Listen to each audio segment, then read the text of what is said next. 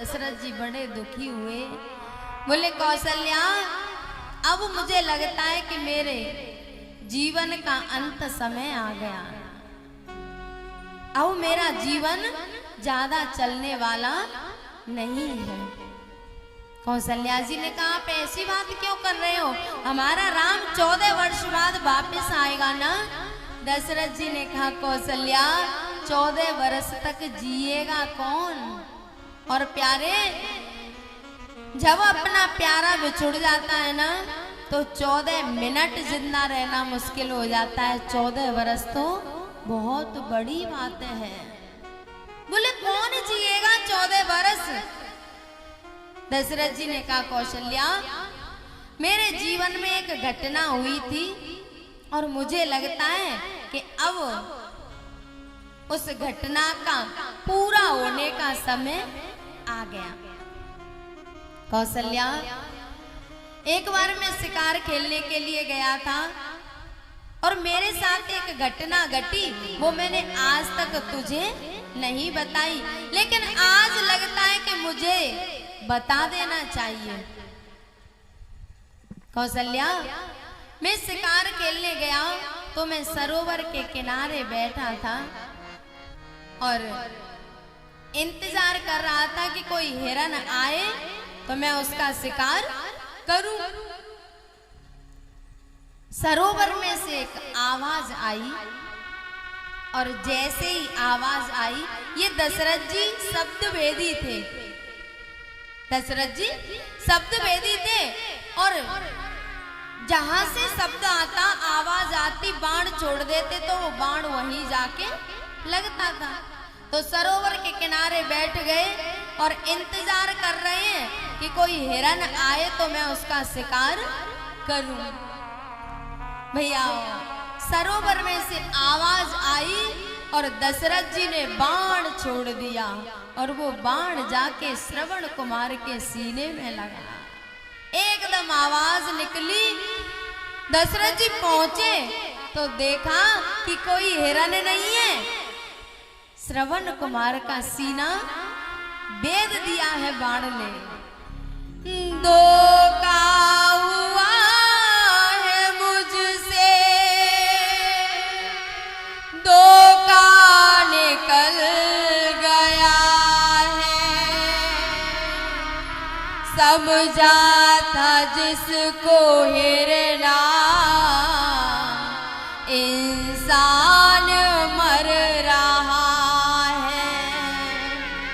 कौशल्या, मैंने जल्दी से उनके सीने में से बाण निकालने की कोशिश की तो उन्होंने मना कर दिया, नहीं, अब इसको निकालने की जरूरत नहीं है, लेकिन मेरे अंधे माता पिता प्यासे बैठे, तुम उनको जाके जल पिला दो।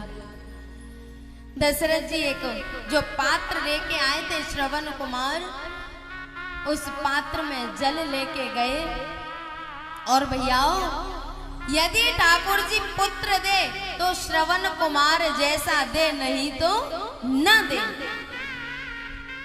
अगर इतना बड़ा मातृपितृ भक्त बेटा नहीं है तो फिर ऐसी संतान को जन्म देने से कोई लाभ नहीं है। जो माता पिता की सेवा नहीं कर पाए, उस संतान को मां जाने क्यों जन्म देती है। भगवान की भक्ति अलग बात है, लेकिन सबसे पहले भगवान तो माता पिता होते हैं। ये जो श्रवण कुमार थे ना, ये अपने माता पिता के बहुत अच्छे भक्त थे।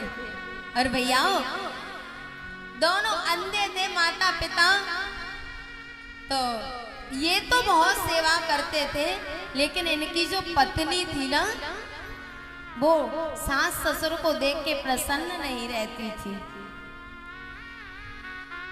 उसने एक ऐसी खाना पकाने का ऐसा पात्र बनवाया जिसमें 2 पार्ट थे, 2 भाग थे। एक में तो खीर बनती और एक में रावड़ी बनती थी। अपने लिए तो रोजाना खीर बनती और सास ससुर के लिए रावड़ी बनती। एक दिन श्रवण कुमार के पिताजी ने कहा, बोले लाला बहुत दिन हो गए, आज तो खीर खाने का मन कर रहा है। जैसे ही सुना तो श्रवण कुमार का माथा ठनक गया। बोले रोजाना खीर बनती है फिर भी। तब उन्होंने कहा बेटा हमने तो जाने कब से खीर नहीं खाई है, यदि तू चाहे तो आज थोड़ी सी खीर बन जाए।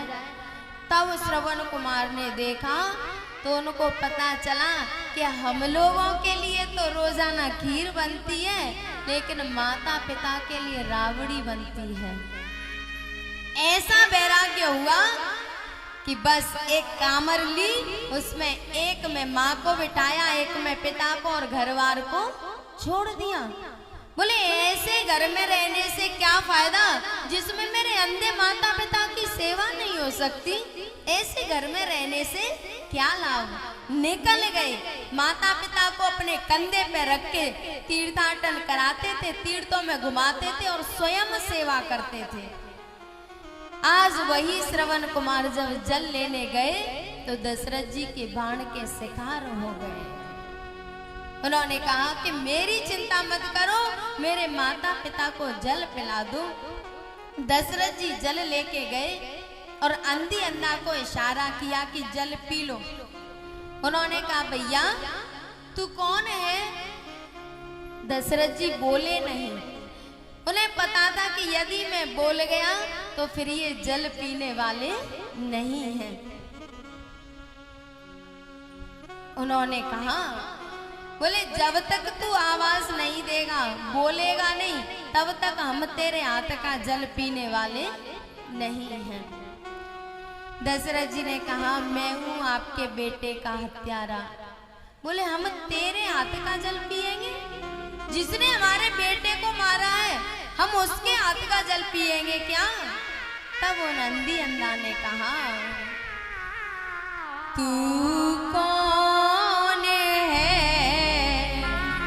क्यों मौन है, हमसे आ भेंटा है।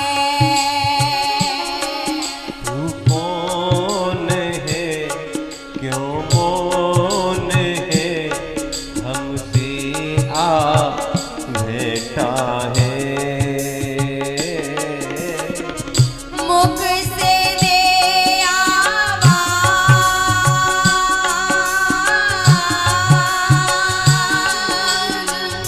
मुख से दे आवाज, अगर तू सरवन बेटा है।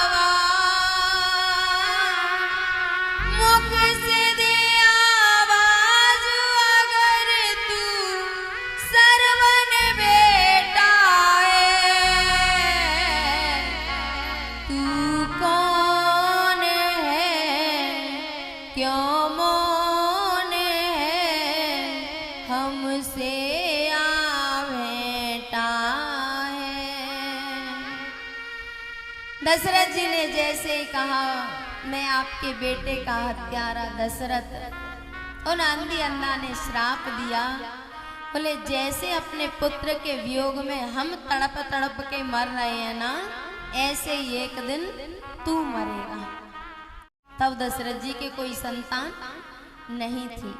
और भैया दो राजा ऐसे हुए हैं जो शब्द वेदी थे और दोनों को श्राप लगा है। एक तो महाराज दशरथ और एक महाराज पांडु।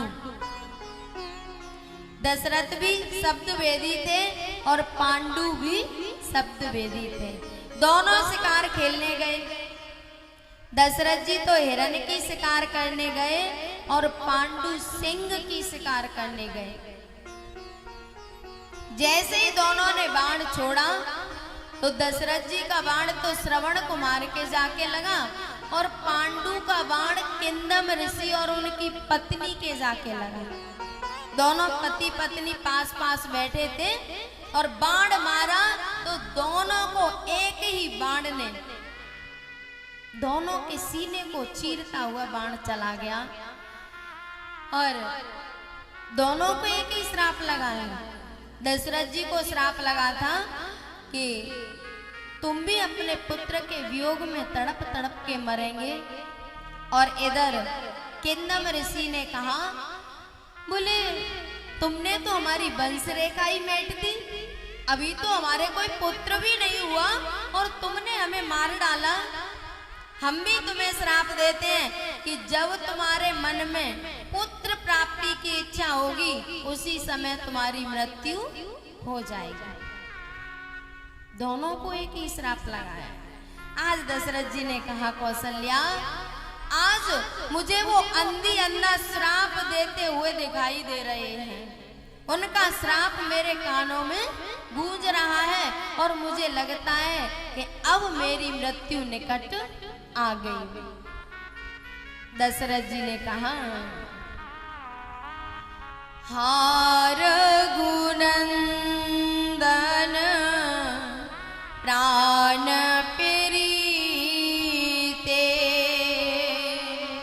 तुम विन जियत बहुत दिन बीते।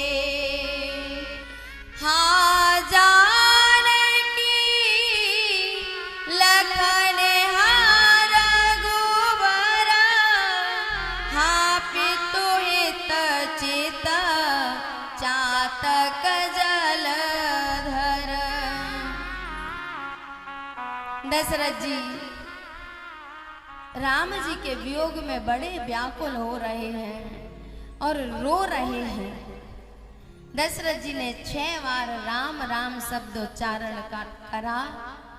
राम राम कहे राम कहे, राम राम कहे राम, तनु पर हरे रघुवर बिरहा, राव गयो सुर धाम।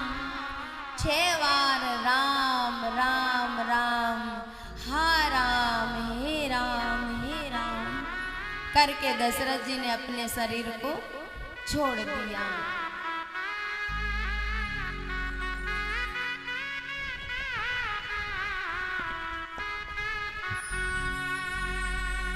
जमी पलटे जुबा पलटे, जमाने का कहा पलटे, मगर ये हो नहीं सकता कि किस्मत का लिखा पलटे। रंग तकदीर के हैं निराले बड़े, रंग तकदीर के हैं निराले बड़े। हो न मैया का पूरा परन लिख दिया, रंग तकदीर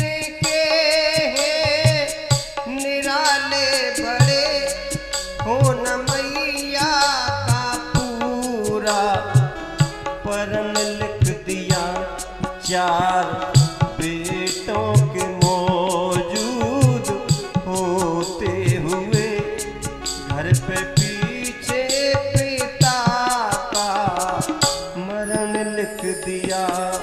रंग तकदीर के हैं निराले बड़े, हो न मैया का पूरा परन लिख दिया।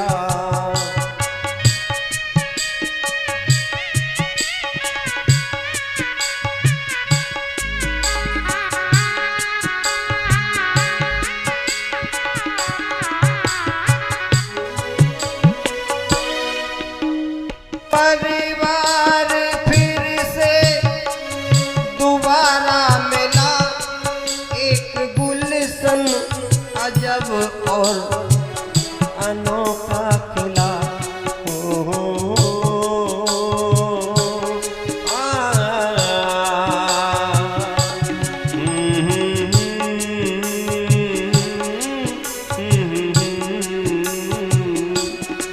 बार परिवार फिर से दोबारा मिला, एक गुलशन अजब और अनोखा खिला। फिर मिलने में जुदाई का दौर आ पड़ा, फिर मिलने में जुदाई का दौर आ पड़ा। वन में जा करके सीता हरण लिख दिया, वन में जा करके सीता हरण लिख दिया।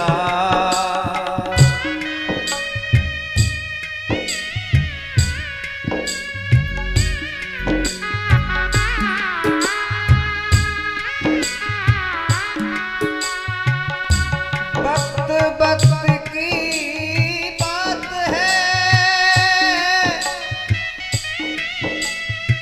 वक्त वक्त का फेर,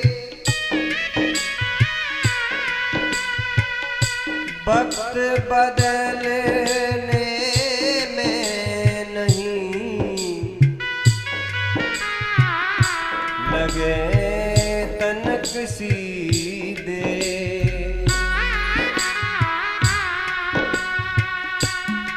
जिस तरफ डालता हूँ मैं अपनी नजर, कभी देखूं इधर कभी देखूं उधर।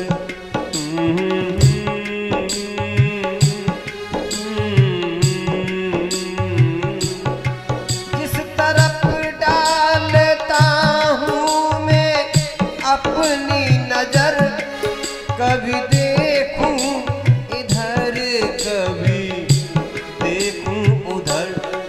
एक भाई से मेरी लिखी दुश्मनी, एक भाई से मेरी लिखी दुश्मनी, एक भाई को मेरी शरण लिख दिया।